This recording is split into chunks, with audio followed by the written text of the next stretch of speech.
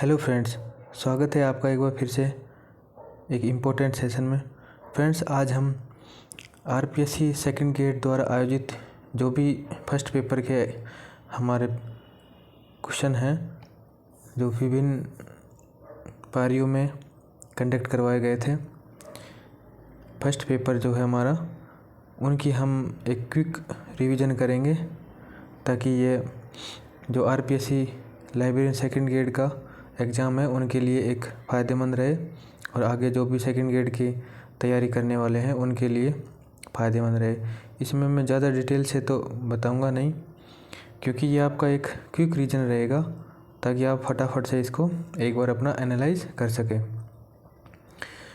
आप भी एक बार अच्छे से इनको वीडियो को पॉज करके आंसर देने की कोशिश करें ताकि आपको अपनी तैयारी का पता लग सके, किस तरीके का पेपर पूछ रहा है आरपीएससी और किस तरीके के सवाल आते हैं। ठीक है फ्रेंड्स, तो चलिए शुरू करते हैं। पहला क्वेश्चन है, मेमद आभूषण पहना जाता है। तो ऑप्शन है सिर, कमर पर, भुजा पर और पैरों पर। तो मेमद जो आभूषण होता है वो सिर पर पहना जाता है। राइट आंसर ऑप्शन ए हो जाएगा। कमर के पहने जाने वाले आभूषण कौन कौन से?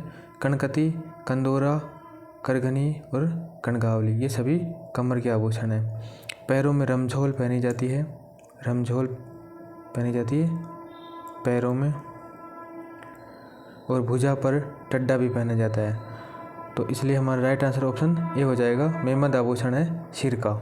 ठीक है फ्रेंड्स, इसी प्रकार आपको क्या करना है, आपकी तैयारी बहुत हो चुकी है। जैसे ही क्वेश्चन आता है आप एक बार 1 सेकंड के लिए वीडियो को पॉज करके क्वेश्चन को आराम से पढ़ के फिर आप उसका आंसर देने की कोशिश करें। ठीक है, क्वेश्चन नंबर 2 है, विजयदान देथा का संबंध है। तो लोक कला से, लोक नृत्य से, लोक संगीत से, लोक साहित्य से। तो विजयदान देथा का संबंध लोक साहित्य से है। ठीक है, विजयदान देथा ने रूपायन संस्था की स्थापना करी थी जोधपुर में। तो आपसे ये पूछे कि रूपायन संस्था की स्थापना किसने की थी? ये विजयदान देथा ने की थी। कब? 1960 में। और कहाँ पे? जोधपुर में। ये प्रश्न भी काफ़ी बार पूछा गया है। रूपायन संस्था की स्थापना 1960 में जोधपुर में की थी विजयदान देथा ने। ठीक है, नेक्स्ट प्रश्न है हमारा, बिजोलिया अभिलेख किस वंश के इतिहास की जानकारी का महत्वपूर्ण साधन है? तो जो बिजोलिया अभिलेख है वो किस वंश है जिनकी जानकारी देता है? ऑप्शन है राठौड़, सिसोदिया, चौहान और प्रतिहार। तो बिजोलिया जो शिलालेख है वो चौहानों की जानकारी देता है, चौहानों के संबंध में। ठीक है, बिजोलिया शिलालेख 1170 ईस्वी का एक शिलालेख है जो भीलवाड़ा में है। ठीक है फ्रेंड्स, तो राइट आंसर अपना ऑप्शन 3 हो जाएगा। चौहानों के संबंध में जानकारी देता है बिजोलिया अभिलेख। नेक्स्ट प्रश्न है, हल्दी घाटी के युद्ध में महाराणा प्रताप की भील सेना का कमांडर कौन था? ऑप्शन है राणा पूंजा, लूणा चावड़िया, जीवा शाह और तारा भील। तो राइट आंसर ऑप्शन ए हो जाएगा, राणा पूंजा। राणा पूंजा जो है महाराणा प्रताप की भील सेना का कमांडर था। प्रताप से संबंधित फ्रेंड्स बहुत इंपॉर्टेंट क्वेश्चन पूछता है आरपीएससी हमेशा से ही। तो प्रताप को एक बार आप अच्छे से देख करके जाना, संपूर्ण जानकारी। ठीक है, कौन कौन इसकी सेना में शामिल था, कौन कौन नहीं। प्रताप की सेना में जो हल्दी घाटी का युद्ध हुआ था उसमें हरावल का नेतृत्व करने वाला था हाकिम खां सूर। हाकिम खां सूर ये हरावल का नेतृत्व कर रहा था। और हल्दी घाटी का युद्ध कब हुआ था? 18 जून 1576 को। ठीक है, अगर 16 जून आए तो वो भी ठीक है। तो नेक्स्ट प्रश्न लेते हैं हमारा। नेक्स्ट प्रश्न है, किसे महाराणा प्रताप का पथ प्रदर्शक माना या कहा जाता है? ऑप्शन है राव मालदेव, राव चंद्रसेन, मोटा राजा उदय सिंह और अमर सिंह राठौड़। तो राइट आंसर ऑप्शन 2 हो जाएगा, राव चंद्रसेन। राव चंद्रसेन को भूला बिछड़ा, मारवाड़ का भूला बिछड़ा राजा या फिर मारवाड़ का प्रताप भी कहा जाता है। किसको? राव चंद्रसेन को। तो राइट आंसर ऑप्शन 2 हो जाएगा, राव चंद्रसेन। ये भी आपको याद रखना है, मारवाड़ का प्रताप कौन है? मारवाड़ का प्रताप तो हम राव चंद्रसेन को ही कहते हैं, और मारवाड़ का भूला बिछड़ा राजा भी राव चंद्रसेन को ही कहते हैं। नेक्स्ट प्रश्न है हमारा, निम्न में से किस स्थल को ताम्रवर्ती नगरी के नाम से भी जाना जाता है? ऑप्शन है बैराठ, आहड़, कालीबंगा और भागौर। तो राइट आंसर ऑप्शन 2 हो जाएगा इसमें, आहड़, जो कि उदयपुर ज़िले में स्थित है। ठीक है, इसको हम ताम्रवती नगरी के नाम से जाने जाते हैं। और अगर अन्य प्रश्न आए कि ताम्रवती जो जननी है उसको वो कौन सी सभ्यता है, तो गणेशर सभ्यता को, गणेशर जो सभ्यता है सीकर जिले में, उसको हम ताम्रवती नगरी की जननी बोलते हैं। ठीक है फ्रेंड्स। कालीबंगा जो सभ्यता है वो हमारी हनुमानगढ़ जिले में स्थित है, और बागौर भीलवाड़ा में, कोठारी नदी किनारे, और बैराठ जयपुर में। ठीक है फ्रेंड्स। चलिए नेक्स्ट प्रश्न है हमारा,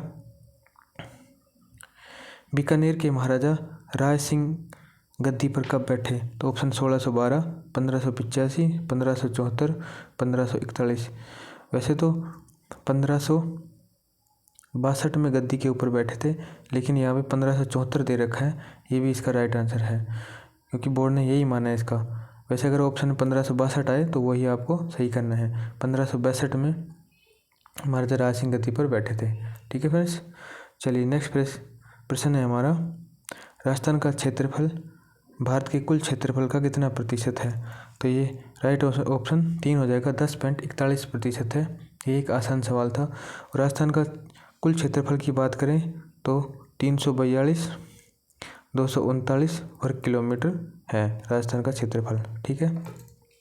नेक्स्ट प्रश्न है हमारा, निम्नलिखित में से कौन सुमेलित नहीं है, तो नदी दे रखी एक तरफ और उनकी सहायक नदियाँ, तो गंभीरी की सहायक नदी क्या मेसवा है, माही की जाखम, ये तो सही है, काली सिंध की परवन, ये भी सही है, साबरमती की माजम, ये भी सही है। तो गंभीरी की जो सहायक नदी वो मेसवा नहीं है, ये हमारा गलत है, यानी कि यही सुमेलित नहीं है।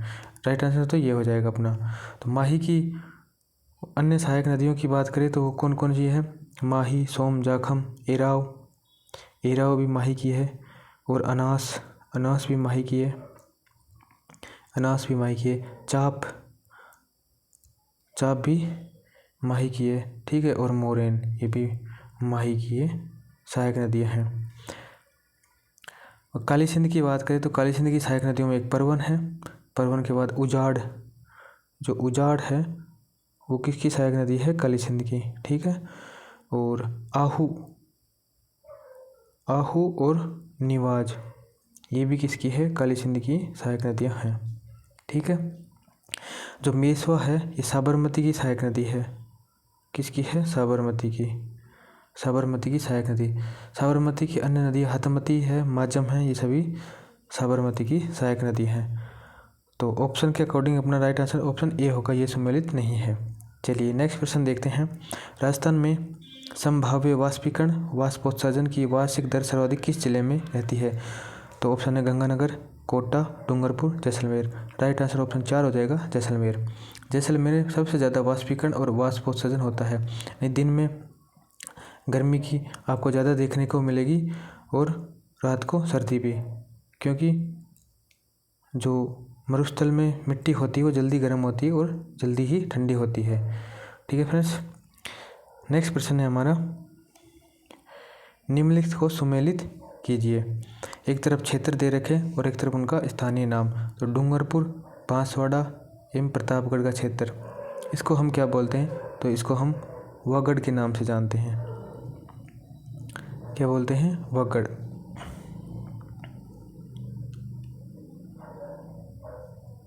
डूंगरपुर, बांसवाड़ा और प्रतापगढ़, तो इसको बोलते हैं हम वागड़, यानी ए में आएगा सी, इसमें भी है और इसमें भी है।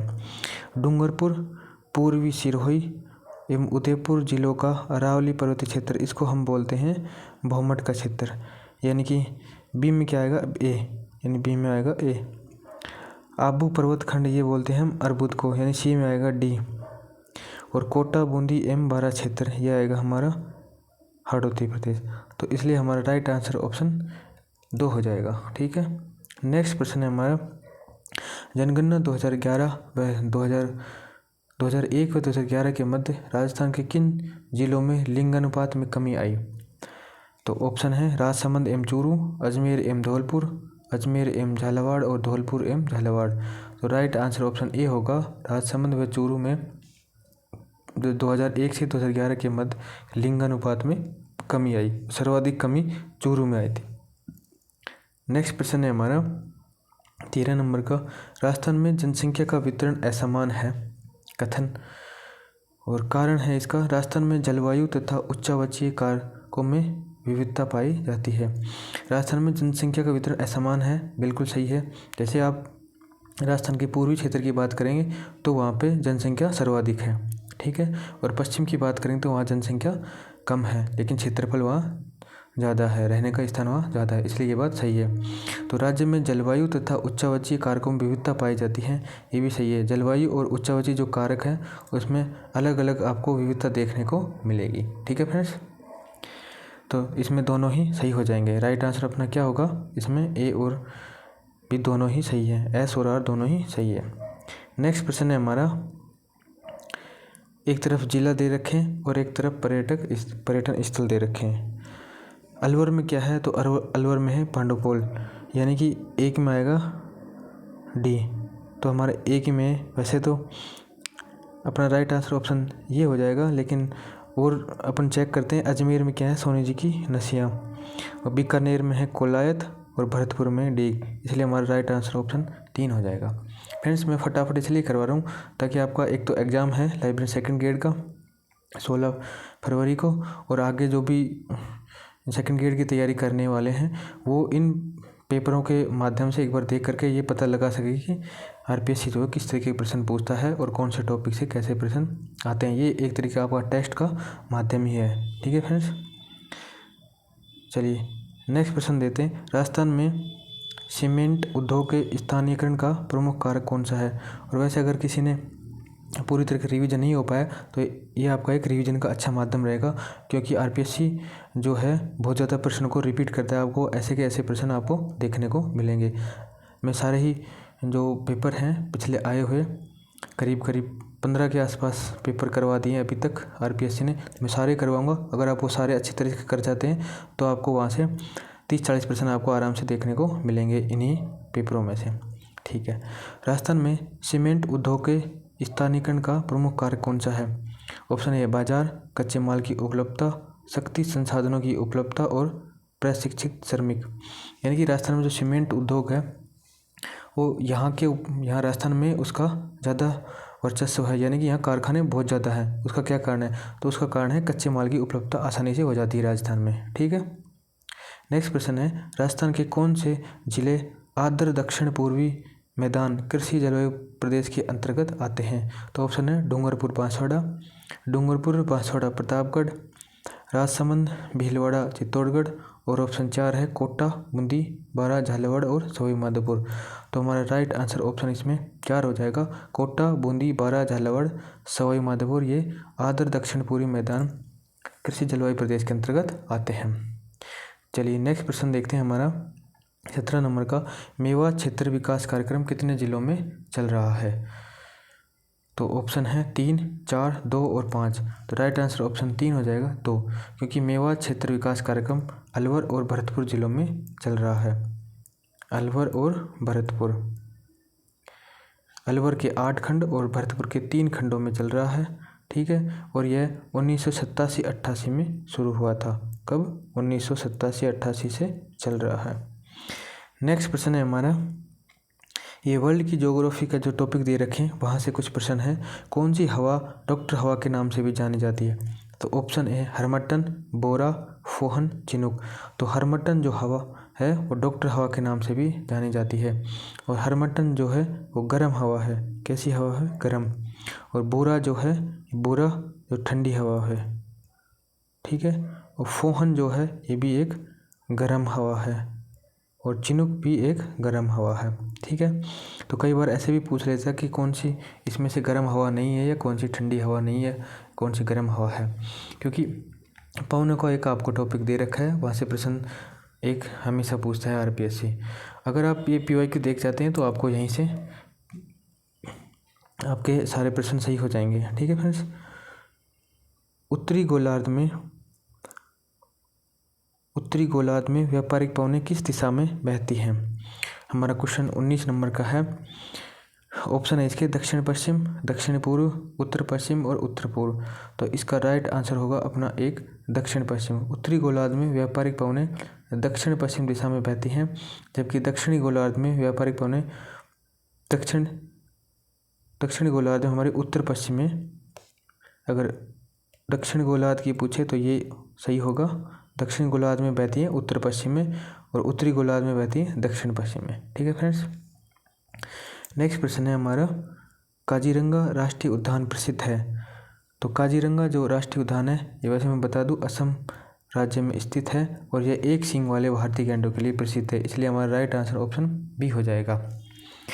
नेक्स्ट प्रश्न है हमारा, नीचे दिए गए कथनों की सहायता से सही उत्तर का चयन कीजिए। चेन्नई में वर्षा की परिवर्तनशीलता मुंबई से अधिक है। और बी है कथन, चेन्नई में लौटते मानसून से ज़्यादा वर्षा होती है। तो चेन्नई में वर्षा की परिवर्तनशीलता मुंबई से अधिक है, ये बात सही है, क्योंकि चेन्नई में वर्षा की जो परिवर्तनशीलता होती है मुंबई से ज़्यादा होती है। यहाँ पे वर्षा ज़्यादा होती है चेन्नई में, और चेन्नई जो तमिलनाडु में स्थित है, यहाँ पे कोरोमंडल तट के ऊपर लौटते हुए मानसून से ज़्यादा वर्षा होती है। ठीक है, तो मुंबई से अधिक है, ये बिल्कुल सही बात है। और चेन्नई में लौटते हुए मानसून से ज़्यादा वर्षा होती है, यह कथन भी सही है। तो इसलिए हमारे दोनों ही सही हो जाएंगे। राइट ऑप्शन इसका ऑप्शन 3 होगा, ए तथा बी दोनों सही है। नेक्स्ट प्रश्न है, यदि अंडमान में उष्णकटिबंधीय चक्रवात का विकास होता है तो किस बंदरगाह के अधिकारी को सचेत किया जाना चाहिए। यह प्रश्न आरपीएससी ने डिलीट किया था। ठीक है, डिलीट क्यों किया था, क्योंकि जब अगर अंडमान के पास उष्णकटिबंधीय चक्रवात का विकास होता है तो कोलकाता जो बंदरगाह है पश्चिम बंगाल में, रंगून, कोलंबो और चेन्नई, इसलिए इन सभी के अधिकारी को सचेत या चेतावनी दिया जाना उचित समझा गया, इसलिए इसको डिलीट किया गया है। ठीक है, नेक्स्ट प्रश्न देखते हैं हमारा, भारत में कौन सा जनगणना वर्ष जनसांख्यिकी विभाजन का वर्ष कहा जाता है। तो ऑप्शन है 1991, 1901, 1971 और 1921। तो राइट आंसर ऑप्शन 4 हो जाएगा इसका। 1921 जो है जनसंख्या विभाजन का वर्ष कहा जाता है, इसको जनसंख्या विस्फोटक वर्ष भी कहा जा सकता है। ठीक है, जनसंख्या संबंधित हर एक पेपर में 2 प्रश्न जरूर पूछता है आरपीएससी सेकंड ग्रेड में। ठीक है, तो आप जनसंख्या के टॉपिक को अच्छे से करके जाएं। नेक्स्ट प्रश्न है हमारा 24, महान सीमा भ्रंश पृथक करता है। तो इसको भी आरपीएससी ने डिलीट किया था। डिलीट क्यों किया था, क्योंकि महान सीमा भ्रंश किनको अलग करता है वो इस ऑप्शन में बैठ ही नहीं रहे थे। महान सीमा भ्रंश जो है लघु हिमालय एवं वृहत हिमालय को अलग करता है। ठीक है, यहाँ पे अगर महान की जगह वृहत होता तो फिर हमारा ऑप्शन 2 सही था। महान सीमा भ्रंश लघु हिमालय और वृहत हिमालय को अलग करता है। राइट ऑप्शन इसमें अगर महान की जगह वृहत हो तो हमारा 2 हो जाएगा। ठीक है, नेक्स्ट प्रश्न है, भारत की सबसे लंबी सीमा किस देश के साथ लगती है। ऑप्शन है चीन, पाकिस्तान, बांग्लादेश, म्यांमार। तो भारत की सबसे ज़्यादा सीमा जो है बांग्लादेश के साथ लगती है 4096 किलोमीटर। ठीक है, इसके बाद नंबर आता है हमारे चीन का, कितना 3488। इसके बाद है पाकिस्तान के साथ में कितना 33 और 23 किलोमीटर। ठीक है, पाकिस्तान के बाद में है नेपाल के साथ में भारत सीमा लगाता है 1751 किलोमीटर की। इसके बाद में म्यांमार के साथ भारत सीमा लगाता है 1643 किलोमीटर। और फिर इसके बाद है भूटान के साथ में सीमा लगती है भारत की 699। और इसके बाद लास्ट है हमारा अफ़गानिस्तान के साथ में 106 किलोमीटर की सीमा लगती है। तो इस प्रकार से